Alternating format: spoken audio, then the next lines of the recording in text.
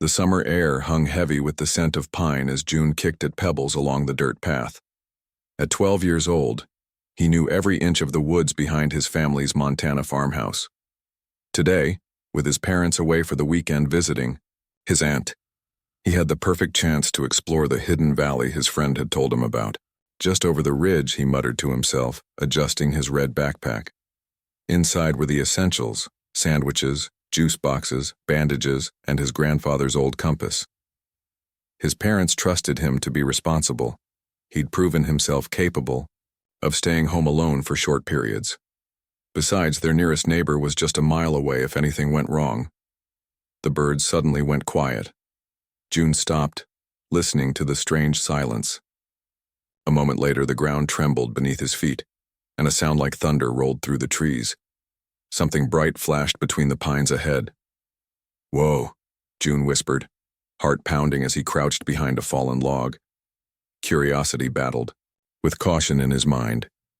After a moment's hesitation, curiosity won. He crept forward, staying low. The smell hit him first, something burning like metal and wires. Then he saw it, a tear in the forest floor where something had crashed, leaving a trail of broken trees and scorched earth. At the end of this path sat a strange oval object about the size of a school bus, its silver surface dented and smoking. A spaceship, June breathed, eyes wide. All those science books he'd read, all those nights staring at stars, he'd always believed there was something out there. And now, proof lay right in front of him. A section of the ship's side suddenly slid open with a hiss. June ducked lower, watching as a figure emerged, stumbling. It wasn't human. That much was clear even from a distance. The creature stood taller than any person June had ever seen, with a body covered in blue scales that caught the sunlight. Two more similar beings followed, one leaning heavily on the other. They were hurt, June realized. The first one, the tallest, had a dark liquid seeping from its arm. The ship behind them sparked ominously. June's mom was a nurse. He'd grown up watching her help people, listening to her say that kindness matters most when people are scared or hurting. Before he could reconsider, he stood up. "Hello?" he called out, stepping into view. "Are you okay?" The three aliens froze. The tallest one made a quick movement, and suddenly a small device appeared in its three-fingered hand. The other two shifted into defensive positions despite their injuries. June raised his hand slowly, the way he'd seen people do in movies. "I'm June. I'm not going to hurt you. You're hurt. I can help." The tallest alien made a series of clicking sounds to the others. Its eyes, 4 of them arranged in a diamond pattern, narrowed as it studied the small human. June noticed how it kept its body between him and the others, protective. June pointed to his backpack. "I have bandages. For injuries." He mimed wrapping something around his arm. Then, moving very slowly, he reached into his pack and pulled out his first aid kit. The aliens exchanged more clicks and whistles. Finally, the tallest one lowered its weapon slightly and nodded. Approaching carefully, June opened his kit. "I'm June," he repeated, pointing to himself. "What's your name?" The alien touched its chest. "Dak," it said in a gravelly voice that seemed to struggle with the single syllable. It pointed to the others. "Tor, Vin." June smiled as he carefully cleaned Dak's wound with an antiseptic wipe. The alien flinched, but remained still. "You crashed your ship," June said conversationally, as if helping alien crash survivors was something he did every weekend. "Where are you from?" Dak pointed upward. "Far." By the time June had bandaged all their visible injuries, the sun was dipping lower. Their ship occasionally sparked and smoked. "Are you hungry?" June asked, miming eating. All 3 aliens nodded. He offered his sandwiches, but after tentative tastes they seemed unimpressed. An idea struck him. "My house is close. I can cook food. Real food." He pointed in the direction of his home. "Come with me?" The aliens spoke among themselves in their clicking language. Doc seemed to be arguing with the others. Finally, it turned to June. "Why help?" Dak asked, those four eyes studying him intently. June thought about it. Because you're hurt and lost. My mom says everyone deserves kindness, especially when they're far from home. Something flickered in Dak's expression. Surprise, perhaps, or confusion. Finally it nodded. We come. As they walked through the forest, June chattering away and pointing out interesting plants and birds, none of them could have known what this simple act of kindness would soon mean for the fate of Earth. Behind them, the damaged ship sent out one last automatic signal, one that would be received by two different fleets racing toward the small blue planet. Back at the farmhouse, June rummaged through the refrigerator. I hope you like spaghetti, he said cheerfully, pulling out ingredients. It's the only thing I know how to cook really well. Dak stood by the kitchen window looking up at the darkening sky with an unreadable expression. For the first time, in his long military career, he was questioning everything he'd been told about humans. Steam rose from the pot of boiling water as June added the spaghetti, carefully breaking the dry noodles in half the way his mom had taught him. The three aliens, Dak, Tor, and Vin, watched his every move from their awkward positions around the kitchen table, their tall frames hunched in the modest farmhouse chairs. My dad says I make the best spaghetti in 3 counties, June said, proudly, stirring the pot. He'd gotten over his initial nervousness and now chatted as if hosting alien visitors was perfectly normal, though I think he just says that because he doesn't have to cook when I do. Tor, the smallest of the 3 aliens, leaned forward to examine the bubbling tomato sauce in another pot. The kitchen lights reflected off his blue scales as he sniffed, cautiously. What creature is this made from? He asked in that strange gravelly voice they all shared. June laughed. No creatures, just tomatoes. They're fruits that grow in gardens, plus herbs and spices. He opened the refrigerator and pulled out a tomato to show them. See? Not scary at all. While the food cooked, June poured glasses of lemonade and set them on the table. The aliens examined the yellow liquid suspiciously. It's sweet, June explained. Try it. Dak, ever the leader, went first. He picked up the glass awkwardly with his 3-fingered hand and took a small sip. His 4 eyes widened simultaneously, and a strange purring sound came from his throat. Good? June asked, grinning. Good, Dak agreed, taking another drink. Soon the kitchen filled with the aroma of garlic bread baking in the oven. June drained the pasta and mixed it with sauce, then served big portions on his mom's blue plates. The aliens watched as he sprinkled cheese on top, their expressions unreadable but intensely focused. This is how we eat, June demonstrated, twirling spaghetti around his fork. You try. Their attempts were messy but determined. Vin, who had barely spoken until now, made a sound that June realized was laughter after spaghetti sauce splattered across the table. As they ate, the mood lightened. June asked questions between bites. So why did you come to Earth? Was it an accident? The aliens exchanged looks. Finally, Dak set down his fork and fixed all 4 eyes on June. Not accident. We are scouts. First team. He seemed to struggle finding the right words. Big ships coming. Many ships. June stopped mid-chew. Like, an invasion? His voice came out smaller than he intended. Dak nodded slowly. Vexari fleet comes to claim Earth. Your broadcasts show violence, war. We think humans dangerous, primitive. Need control. Broadcasts? You mean like TV shows and movies? June laughed despite the seriousness. Those aren't real. Well, the news is real, but movies are just stories we make up. The aliens looked confused.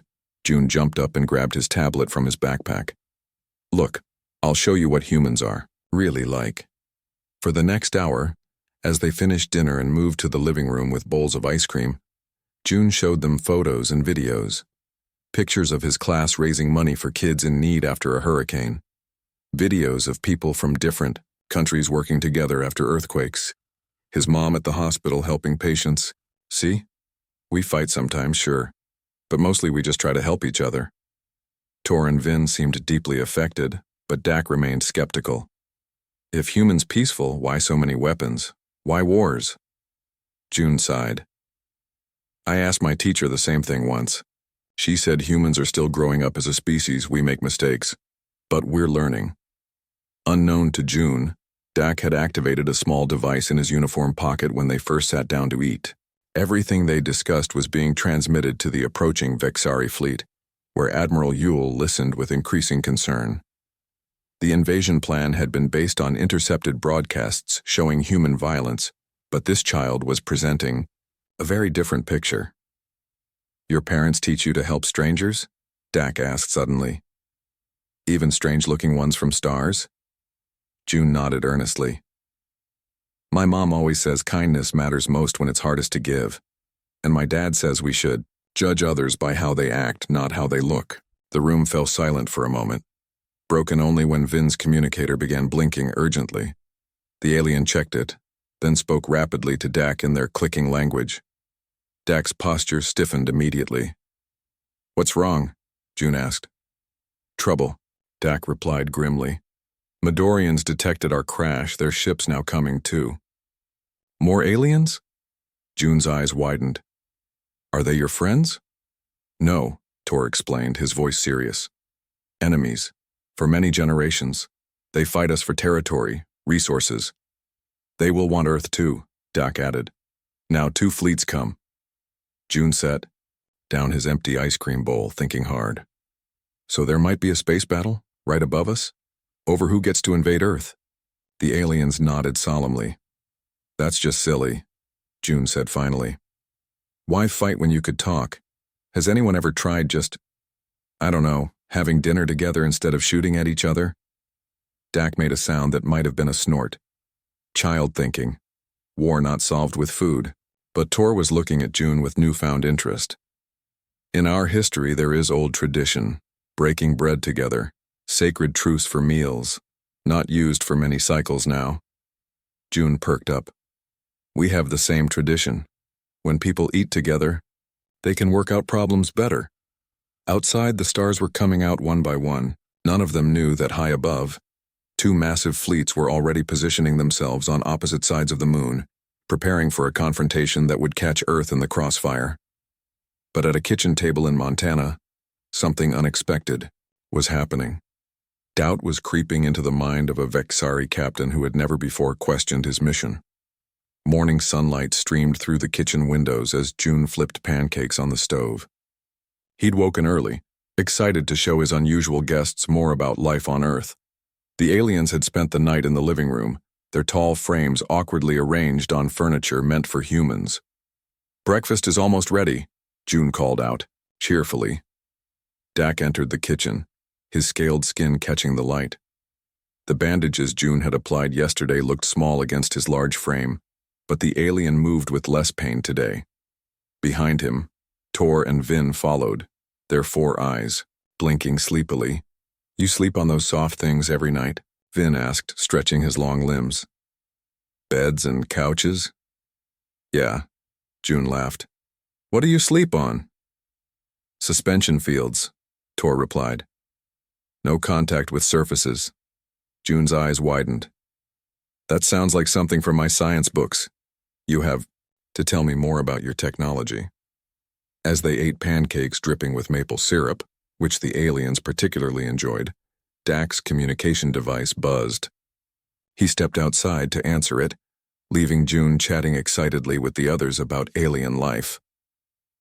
Outside, Dak's expression darkened as Admiral Yule's voice crackled through the device. The Midorian fleet has doubled in size overnight, the Admiral reported. Our main forces will reach Earth's orbit by nightfall. You will proceed with your mission, Captain. Identify military installations and defensive capabilities. Sir, Dak hesitated. I have been observing the humans. They may not be as we believed. Your transmission last night has caused debate among the command, Admiral Yule admitted. But plans proceed. The Midorians cannot be allowed to claim this world first. When Dak returned inside, June was showing Tor and Vin his collection of board games. This one's called chess, June explained, setting up the pieces. It's all about strategy and thinking ahead. Dak watched as the boy patiently taught his crewmates the rules. The game was surprisingly similar to military training exercises they used on their homeworld. These humans had developed strategic thinking, yet this child used it for play, not war. "You're getting it," June encouraged when Tor made a clever move. "See? You protected your queen and threatened my knight at the same time." After the game, June led them outside to the barn where a small orange cat was nursing 5 tiny kittens in a nest of hay. "They were born last week," June whispered, keeping his distance. "We have to be quiet so we don't scare her." The aliens crouched awkwardly, their large frames making it difficult to be inconspicuous. Yet they remained perfectly still, watching.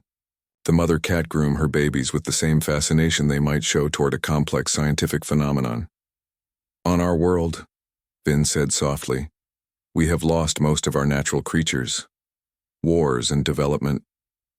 "That's sad," June replied. "My teacher says biodiversity is important. All living things have a purpose."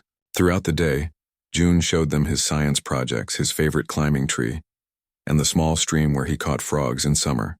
The aliens followed, increasingly troubled by the gap between what they'd been told about humans and what they were experiencing. That evening, as June prepared a simple dinner of chicken and vegetables, a news alert flashed on the kitchen television. The boy turned up the volume as an anxious reporter described strange lights in the sky worldwide. Astronomers were reporting unprecedented activity around the moon, with some suggesting the possibility of not one but 2 massive objects taking position on opposite sides. "It's happening, isn't it?" June asked quietly, turning to Dak. "Your ships and the other aliens, the Midorians." Dak nodded solemnly. 2 fleets arrive. Old enemies meeting at new battlefield." "But why? What's the point of your war anyway?" June's voice rose slightly. "You've been fighting so long you don't even remember why, do you?" The 3 aliens exchanged uncomfortable glances. "Resources," Tor offered. "Territory. But there's a whole universe out there." June waved his arms. "Countless planets, and you're fighting over this one?" "It's not that simple," Dak began. "It is that simple," June interrupted. "You're like kids fighting over the same toy when there's a whole toy box full of others." The aliens fell silent, having no answer for the simple logic of a child. Later that night, after June had gone to bed, the 3 Vexari gathered in the living room, speaking quietly in their native language. "The boy doesn't understand the complexities," Dak said. "The history between our peoples spans thousands of cycles." "Yet his question remains valid," Tor replied. "Why continue this endless conflict? What do we gain?" "We have our orders," Dak reminded them, though his voice lacked conviction. Vin, usually the quietest, spoke up. "I've been monitoring communications. Both fleets are now in position. The Midorians have sent a challenge message. Above Earth, invisible to most human eyes, 2 massive armadas faced each other. The Vexari fleet, sleek blue ships arranged in perfect tactical formation. Opposite them, the crystalline vessels of the Midorians, geometrically precise and bristling with energy weapons. Between them hung the blue planet, oblivious to how close it came to becoming collateral damage in an ancient conflict. In the farmhouse, Dak made a decision. He activated his communication device. "Admiral," he said firmly, "I request direct contact with the Midorian command." "Absolutely not," came the immediate reply. "Prepare for combat operations." "Sir," Dak continued, his voice steady, "I believe there may be another approach." In his bedroom, June lay awake, staring at his ceiling, where he had painted constellations with glow-in-the-dark paint. He didn't know the most important diplomatic event in Earth's history might begin right under those stars, in his family's dining room. June woke to the sound of urgent voices. Rubbing sleep from his eyes, he crept down the hallway to find Dak pacing the living room, speaking rapidly into his communication device. Tor and Vin stood nearby, their postures tense.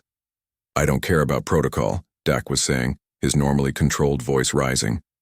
"The situation has changed. I need to speak directly with Admiral Yule." The morning news played quietly on the television. Footage showed crowds gathering in cities worldwide, staring up at the sky where strange lights were now visible even in daylight. Military vehicles rolled through streets as governments worldwide declared states of emergency. "What's happening?" June asked, stepping into the room. The aliens turned to him, their 4 eyes blinking in what June had come to recognize as surprise. "The fleets are here," Tor explained gently. "Both of them. Your world's governments have detected our ships." June walked to the window and looked up. He could see them now, faint shapes against the blue morning sky like strange new stars that shouldn't be there. "Are they going to fight?" "Yes," Dak answered honestly. "Unless something changes." The communication device in Dak's hand suddenly emitted a series of sharp tones. The alien's posture stiffened as he listened to the voice coming through. "Captain Dak." A deep voice rumbled. "Your behavior is concerning. Command has reviewed your transmissions. You appear to have been influenced by the humans." The voice hardened. "Your new orders are simple. Secure the human child as a hostage. This will provide leverage in our negotiations with Earth governments." June froze, his heart pounding. He hadn't meant to eavesdrop, but the alien device was loud enough that the words carried clearly across the room. Dak looked at June, then back at the device. "With respect, Admiral," he said slowly, "I cannot comply with that order." "This is not a request, Captain. It is a direct command. The child has shown us hospitality. Taking him hostage would violate the ancient codes of—" "The codes?" the Admiral interrupted sharply. "You invoke the old ways now? I don't recognize you, Captain. Report to the extraction point immediately for replacement. That is final." The communication ended with a harsh buzz. Silence filled the living room. "You're not really going to take me hostage, are you?" June asked quietly. Dak knelt down to meet June at eye level, all 4 of his eyes focused intensely. "No, little one. We will not harm you or use you.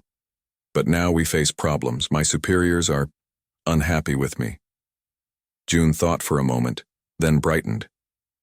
"I have an idea. If both sides are fighting over Earth, why not talk to each other here? On neutral ground?" "Impossible," Vin said immediately.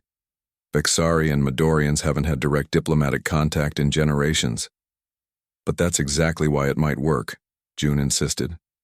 "Look, my parents are diplomats. That's their job, helping countries solve problems by talking instead of fighting. They always say neutral ground is important." "The boy speaks wisdom," Tor said thoughtfully. "Neither side would have advantage here." June was already moving toward the kitchen. "If important people are coming, we need to prepare. My mom always says good food makes hard conversations easier." The aliens watched in confusion as June began pulling ingredients from cupboards and the refrigerator. "What are you doing?" Dak asked. "Making dinner," June replied simply. "The most important dinner ever." While June cooked, Dak made the most daring decision of his military career. Using emergency protocols, he bypassed his direct superiors and sent messages to both Admiral Yule of the Vixari fleet and, through carefully established channels, to Commander Kree of the Midorian forces. The message was simple, an invitation to neutral ground, with guarantees of safety, to discuss alternatives to battle.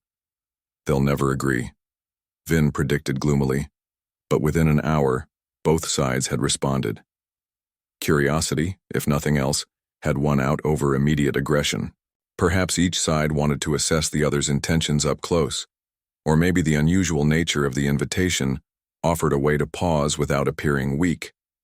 Whatever the reason, as afternoon shadows lengthened across the Montana farmhouse, June was setting his mother's best tablecloth on the dining table, arranging mismatched plates in careful formation. "These are the fanciest dishes we have," he explained, placing his grandmother's hand-painted china carefully. "My mom only uses them for special occasions." All 3 aliens helped, following June's instructions with military precision. Tor proved surprisingly adept at folding napkins into elaborate shapes, while Vin arranged wildflowers from the garden in a glass vase. "Will your leaders be angry when they discover your disobedience?" June asked Dak as they worked. The alien captain was quiet for a moment. Probably. But sometimes doing right thing is more important than following orders. As sunset painted the sky in brilliant oranges and pinks, the first transport ships descended toward the farmhouse. Neighbors miles away would later report seeing strange lights and hearing unusual sounds. But the remote location kept the extraordinary meeting relatively private. June stood on the front porch, watching with wide eyes as a sleek blue shuttle touched down in the east field. Moments later, a geometric crystalline vessel landed in the west field. From each, small groups emerged, tall blue-scaled figures from one and glittering crystalline beings that seemed to shift colors with each movement from the other. They came, June whispered in awe. They really came. Yes, Dak replied, standing protectively beside the boy. Now comes the hard part. Local military helicopters appeared on the horizon, drawn by the unusual activity. Earth's governments had finally located the center of the alien presence. Time was running short. I hope they like my grandmother's pot roast recipe, June said, surprisingly calm despite the world-changing events unfolding on his family's farm. It's the only fancy food I know how to make. Dak placed a three-fingered hand gently on June's shoulder. Food is not what matters now, little one. Your wisdom is what we need. As the representatives from two ancient enemy civilizations approached the farmhouse from opposite directions, eyeing each other with suspicion and weapons ready, June straightened his shoulders and took a deep breath. Welcome to Earth, he called, out, his young voice carrying across the yard. Dinner's ready. The dining room of the modest farmhouse had never hosted such an extraordinary gathering. Around the oak table that had been in June's family for 3 generations sat representatives of 2 spacefaring civilizations that had been locked in bitter conflict for centuries. On one side, Admiral Yule of the Vexari sat rigid and formal, flanked by 2 stern officers. His blue scales were adorned with metallic emblems of rank, and his 4 eyes constantly scanned the room for threats. Opposite him, Commander Kree of the Midorians seemed to shimmer with inner light, her crystalline form catching the glow of the candles June had carefully placed around the room. Her 2 advisors sat motionless beside her, their faceted features impossible to read. Between these powerful figures sat June, a 12-year-old boy in his favorite blue shirt, serving pot roast and mashed potatoes as calmly as if this were just another family dinner. The vegetables came from our garden, June explained, filling water glasses. My dad and I planted them in spring. The tension in the room was thick enough to cut with the butter knife that lay unused beside Admiral Yule's plate. Both delegations had brought scanning devices to check for poisons or traps, and neither had touched the food yet. Dak, standing beside the doorway, cleared his throat. The human child has shown us nothing but hospitality. The food is safe. To I demonstrate, he took a bite of pot roast. After a moment's hesitation, Tor and Vin did the same. In our tradition, June said, looking from one alien leader to the other, guests always eat first. It's polite. Something in the boy's simple sincerity seemed to reach Commander Kree. With a movement that seemed both fluid and crystalline, she picked up her fork and took a small bite. Her advisors stirred in alarm, but she raised a hand to calm them. Acceptable, she declared in a voice like wind chimes. Not to be outdone, Admiral Yule also took a careful bite. His reaction was less controlled, his eyes widened in surprise. This is good, he admitted reluctantly. June beamed. It's my grandma's recipe. She taught me how to make it last summer. Outside, the sound of helicopters grew louder as human. Military forces surrounded the farm. Inside, an impossible dinner party continued. So, June said, looking between the alien leaders. You're both here because you want Earth, right? Admiral Yule shifted uncomfortably. Your world has strategic value, resources, position. And you've been fighting each other for how long? 743 cycles, Commander Kree answered precisely.